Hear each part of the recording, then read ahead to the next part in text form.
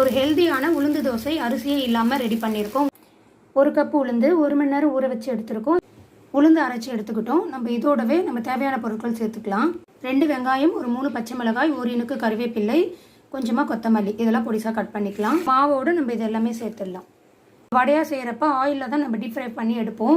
அதுக்கு பதிலாக நம்ம தோசைக்கல்லில் கூட ஊத்தப்பம் மாதிரி நம்ம குட்டி குட்டியாக செஞ்சு கொடுக்கலாம். குழந்தைங்க விரும்பி சாப்பிடுவாங்க. இதுக்கு தேவையான அளவுக்கு கொஞ்சமாக பெருங்காயத்தூள் சேர்த்துக்கலாம்.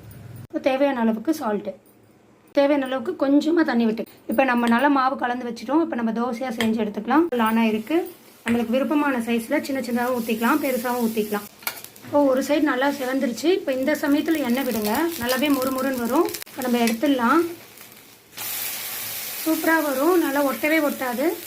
சிம்மில் வச்சு 2 பக்கமும் சுட்டு எடுங்க. உளுந்து தோசை ரெடி ஆகிடுச்சு. உங்களுக்கும் இந்த வீடியோ பிடிச்சிருந்தா வீட்டில் ட்ரை பண்ணி பாருங்கள். லைக் பண்ணுங்கள், ஷேர் பண்ணுங்கள், சப்ஸ்கிரைப் பண்ணுங்கள். தேங்க்யூ.